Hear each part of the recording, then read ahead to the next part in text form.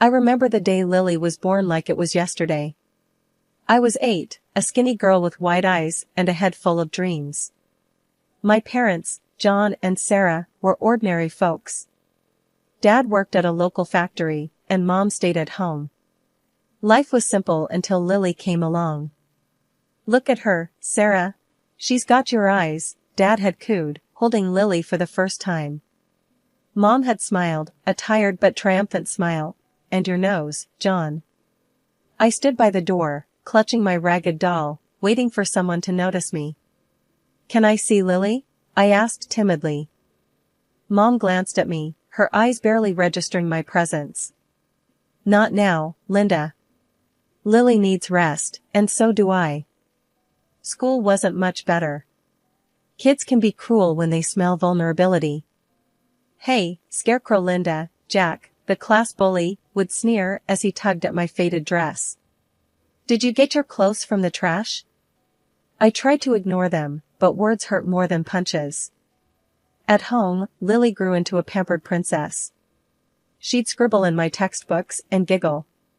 "Look, Linda, I'm helping you with homework." I'd sigh. "Lily, please don't do that. I need those for school." One day, she went too far, pouring paint over my only good dress. I yelled at her, but she just cried. That's when Mom stormed in. "What's going on here?" she demanded, her eyes flashing. "Lily ruined my dress," I said, holding up the stained fabric. Mom didn't even look at the dress. "How dare you yell at your sister? Go to your room, Linda. No dessert for a week." Grandma was the only one who understood. "Don't let them get you down, Linda," she'd say. Her house was my refuge, filled with books and love. She taught me to escape into stories, to live 1,000 lives within those worn pages. The day Grandma passed away was the day I lost my true home. I remember coming back from school, my heart heavy, walking into a house filled with her absence. My parents were in the living room, already talking about her belongings. "We should start clearing out her stuff," Dad said, his voice devoid of any sadness. Mom was looking through a list. "And her library? Those dusty old books?" I lingered at the doorway, listening, a tightness growing in my chest. "Just get rid of them," Dad shrugged. "Who needs all that old paper?" I couldn't hold back anymore. "Can I have Grandma's books?" I blurted out, stepping into the room. "Please?" They both turned, almost surprised to see me. "Sure, take them," Mom said dismissively. "We don't have any use for them anyway." I spent the next days transferring Grandma's books to my room, each one a piece of her I wasn't ready to lose. Life moved on in its cruel pace. As high school came to an end, my parents made an offer I didn't expect. "We'll pay for your college," Mom announced one evening. "You can study accounting or something practical." I remember feeling a mix of surprise and suspicion. "Really? Why?" I asked. "It's our duty," Dad said. "Just don't expect any more handouts after this." College was my escape, a chance to be more than just the overlooked sister. But even that came with its price. A few weeks into my part-time job at the library, Mom cornered me. "You're making money now. It's only fair you start paying us back for your tuition." I was stunned. "But you said you'd pay for my college." "I didn't ask for this." "Don't be ungrateful," she snapped. "Half your salary, that's the deal." The injustice of it burned in me, but I had no choice. Half of what little I earned went straight into their pockets. Years passed in this exhausting cycle: work, study, pay my unfair dues. My graduation was supposed to be a celebration, but it felt more like a reminder of the shackles I couldn't escape. At the dinner table, with Lily smirking beside me, my parents dropped another bombshell. "Now that you're working full-time, we expect you to continue paying us," Dad said, as if it was the most natural thing in the world. "What?" I was incredulous. "But I've been paying you all through college." "When does this end?" "It ends when we say it does," Mom said coldly. You owe us, Linda. I felt a mixture of anger and helplessness. This isn't fair, I protested. Life isn't fair, Dad retorted. You live under our roof. You follow our rules. And just like that, my dreams of independence, of a life where I could be my own person, were crushed under the weight of their greed and entitlement. In my room that night, surrounded by Grandma's books, I realized the stark contrast between the warmth and love they represented and the cold, calculating nature of my own family. These books were my only legacy, the only thing that connected me to a sense of belonging, of being understood. Life after college became a monotonous cycle of work and fatigue. Every payday, the same scene would unfold at home. Linda, have you got your paycheck yet? Mom would ask, her hand already outstretched, the moment I stepped through the door. I'd hand over half of my earnings without a word. It had become a routine, a bitter pill I swallowed each month. One evening, I mustered the courage to confront them. Mom, Dad, I've been thinking, I began hesitantly. Maybe I can start keeping a bit more of my salary. I need to save up, maybe for a place of my own. Mom's expression hardened. Your own place? Don't be ridiculous. You owe us, Linda. We paid for your education. But I've been paying back. Isn't that enough? I protested, feeling a surge of frustration. Enough? You think a few $1,000s cover your debt to us? Dad's voice rose. We raised you, fed you, clothed you. You owe us for a lifetime. I felt my heart sink. But I never asked for any of this. I just wanted to go to college. And who do you think paid for that? You think that was free? Mom snapped. No, Linda, you'll continue paying us, just as you have been. The unfairness of it all was suffocating. I had hoped, foolishly, that they might see reason, but their entitlement knew no bounds. Lily, ever the favored child, never missed a chance to taunt me. Look at our little accountant, can't even afford a new dress. She'd sneer, flaunting the latest gadget or outfit they'd bought her. I remember one particularly hard day at work. I had stayed late, trying to finish a complex report. Exhausted, I reached home to find my family had ordered takeout, my favorite Thai food. For a moment, my spirits lifted. Is there any left for me? I asked, hopeful. Mom shrugged. You should have been here earlier. Besides, you can buy your own food with your big salary. I retreated to my room, too tired to argue. Dinner that night was a stale sandwich and a cup of tea. Alone in my room, surrounded by the comforting presence of my grandmother's books, I felt the full weight of the life I was trapped in. I longed for more, for freedom, for a chance to live for myself. But every attempt to break free was met with guilt trips and reminders of a debt that I was beginning to realize might not even be mine. My life at home had become a ceaseless routine of work and servitude. Each day, I'd return from my job as an accountant, mentally drained, only to be greeted by the chaos of my family's demands. One evening, I came home to find the living room in a mess. Dad was lounging on the sofa, watching TV, while Lily was sprawled on the floor, surrounded by a pile of clothes. Linda, you're back. Finally, Dad said without looking away from the screen. Clean up this mess, will you? And start dinner. We're hungry. But I'd just got back from work, I protested weakly, my shoulders slumping. Work? You call sitting in an office all day work? Lily scoffed, not bothering to lift her gaze from her phone. Try doing something useful for a change. Their words stung, but I was too tired to argue. Silently, I began picking up the clothes, my mind heavy with resentment. As I cooked dinner, the familiar sense of injustice gnawed at me. I was more than just their housekeeper, more than their source of income.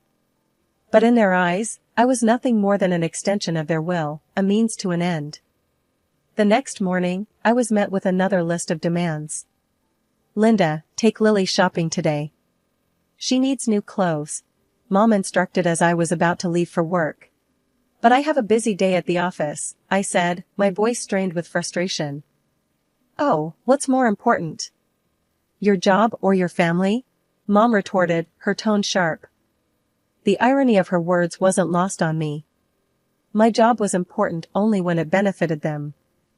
Reluctantly, I agreed to take Lily shopping after work, sacrificing the little personal time I had left.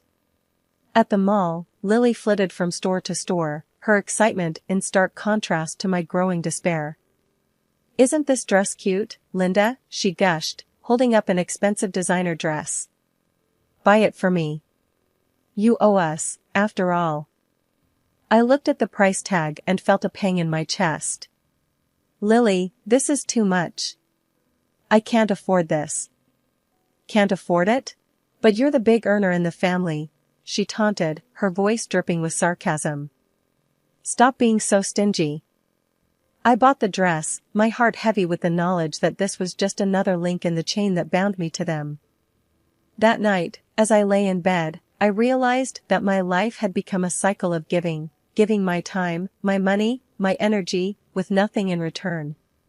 I was trapped in a life of servitude, catering to the whims of a family that saw me as nothing more than a resource to be exploited. The day of my 30th birthday dawned just like any other day. I woke up early, hoping maybe, just maybe, this day would be different. That my family would remember and we'd have a small celebration, a moment of happiness. I walked into the kitchen where Mom, Dad, and Lily were already having breakfast. Good morning, I said softly. Dad glanced up. Morning. Make sure you're not late for work. I waited, hoping for more, but there was just silence. My heart sank. They had forgotten. It was just another day for them. I tried to hide my disappointment as I prepared my breakfast. The clock ticked away, each second a reminder of how little they cared. As I was about to leave for work, I mustered up the courage to remind them. You know, today is my birthday, I said, my voice barely a whisper. Mom looked up, a flicker of surprise crossing her face before it vanished. Oh, is it? Well, happy birthday. Don't expect us to throw a party. Lily snickered. Yeah, happy birthday, Linda. Maybe you can treat yourself to something nice with your big paycheck. Their words stung like 1,000 needles. I left the house, holding back tears, feeling more alone than ever. The day at work was long and tiring. When I returned home, I hoped maybe they'd have a change of heart. But the house was just as I'd left it. I found Mom, Dad, and Lily in the living room, ordering food from a fancy restaurant over the phone. My hopes dissipated like mist.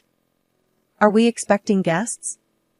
I asked, a glimmer of hope reigniting. No, just felt like ordering something nice, Mom said casually. You can join us if you want. I watched as they ordered dish after dish, my heart sinking with each click of the phone. Should I get the lobster or the steak? Lily mused aloud. You should get both, Mom encouraged. I stood there, a bystander in my own home. They hadn't just forgotten my birthday, they didn't care. I retreated to my room, the walls echoing with their laughter and chatter. I sat on my bed, surrounded by Grandma's books, the only gifts I'd ever truly treasured. In the silence of my room, I called my Aunt Mary, the only other person who had ever shown me kindness. She answered with a warm, "Happy birthday, Linda. How are you, dear?" Her words, so simple yet so full of warmth, brought tears to my eyes.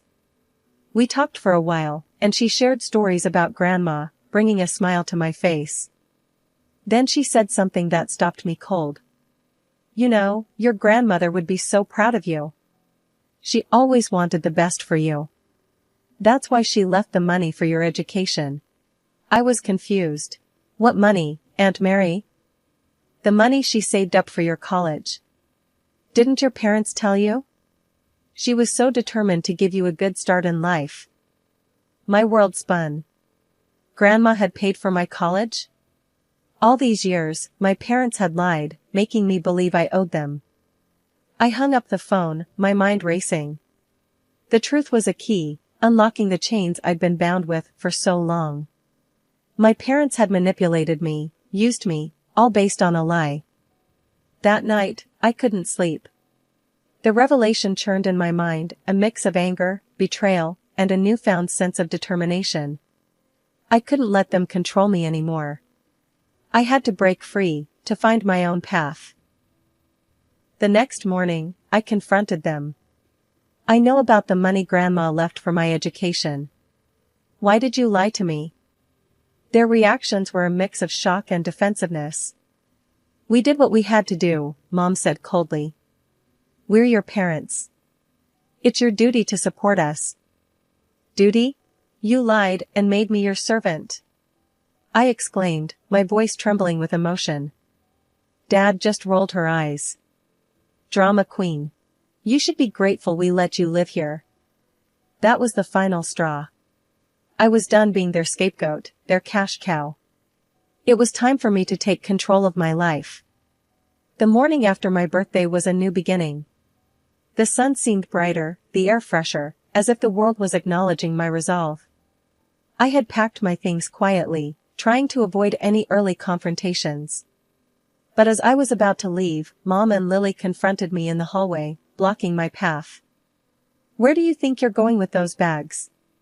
Mom asked, her eyes narrowing. I'm leaving, I stated, my voice steady, despite the pounding of my heart. Mom's tone turned pleading. Linda, you can't do this to us. We're your family. Where will you go? Anywhere but here, I said, stepping around them. I deserve better than this. I deserve a life. As I walked out the door, I felt a weight lift off my shoulders. The shackles of guilt and obligation that had held me down for so long were finally broken. I didn't look back. I walked towards the bus stop, my heart filled with a mix of fear and excitement. I was stepping into the unknown, but for the first time, it was a path that I had chosen for myself. On the bus, I called a number I had written down a few months back, an advertisement for an apartment rental. The voice on the other end was friendly and understanding. By the time the bus reached my stop, I had arranged to view the apartment later that day. The apartment was small, but cozy, a stark contrast to the coldness of my family home. As I signed the lease, I felt a sense of ownership and independence I had never experienced before. That night, in my new apartment, surrounded by my grandmother's books, I finally felt at peace. I cooked a simple dinner for myself, enjoying every bite without the weight of judgment or expectation. My phone rang several times that evening, the caller ID showing my family's number. But I didn't answer. I was done letting them control my life. Instead, I curled up on the small sofa with a book, losing myself in a story of adventure and courage. It was like Grandma was there with me, her spirit encouraging me to live the life I was meant to have. In the quiet of my apartment, I made a promise to myself. I would live my life on my own terms, find my own happiness. I would no longer be the overlooked child, but a woman strong, free, and in control of her destiny. Settling into my new apartment was like starting a fresh chapter in my life. I had my own space, and for the first time, I could use my salary for myself. It was a revelation to realize how far my earnings could stretch when I wasn't giving half of it away to my parents and sister. I could afford good food, stylish clothes, and even indulge in a bit of self-care.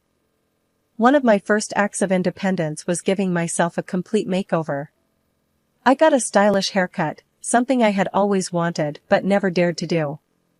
I bought clothes that made me feel confident and happy.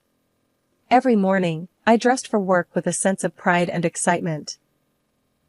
At work, my colleagues noticed the change immediately. Linda, you look fantastic. What's your secret? Sarah, one of my closest colleagues, asked me one day. Just enjoying my life and embracing the change, I replied with a smile, feeling a sense of accomplishment. But the most important thing I did after moving out was to take my grandmother's books with me. Those books were more than just literature, they were a connection to the happiest part of my childhood and a reminder of my grandmother's love. Every evening, after returning from work, I would make myself a cup of tea and curl up with a book from Grandma's collection. It was my way of keeping her memory alive and cherishing the love for reading she had instilled in me. Life in my new apartment was peaceful and fulfilling. I relished in the small joys, like cooking my favorite meals, decorating my space, and losing myself in a good book. The sense of freedom was exhilarating. One afternoon, as I was arranging my books on a new shelf, I came across an old photo of my grandmother tucked inside a novel. Tears welled up in my eyes as I held it.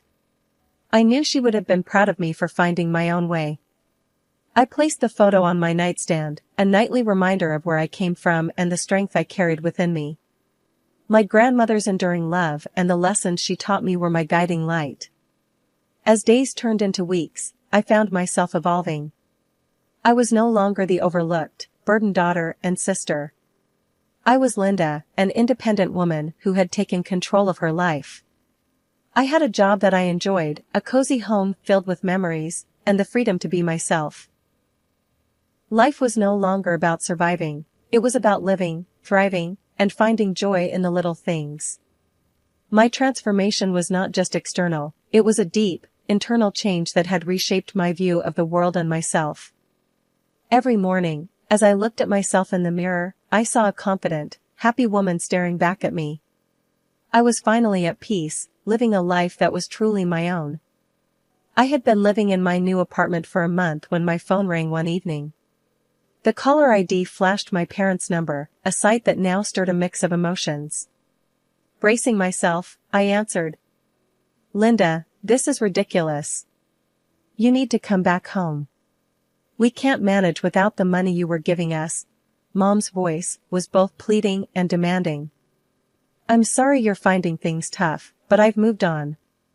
Maybe it's time you both looked for jobs," I suggested, trying to keep my voice calm.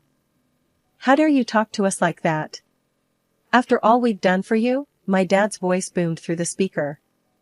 "I've done my part for years. It's time for you to take responsibility for your own lives," I replied firmly.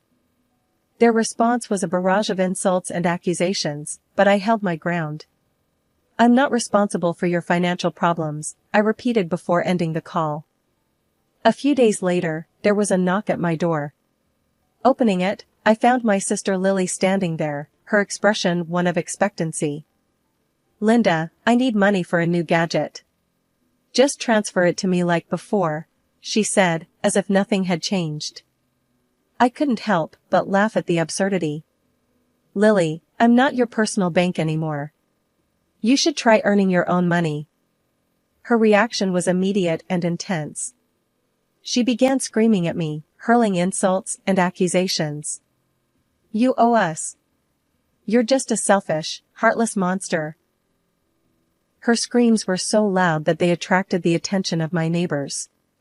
Concerned, one of them called the police. Soon, 2 officers were at my door, questioning us about the commotion. After explaining the situation, the officers escorted Lily out, who continued her tirade even as she was led away. I blocked my family's numbers on my phone after that. I was done being their scapegoat and ATM. The next few weeks brought whispers of my family's worsening situation.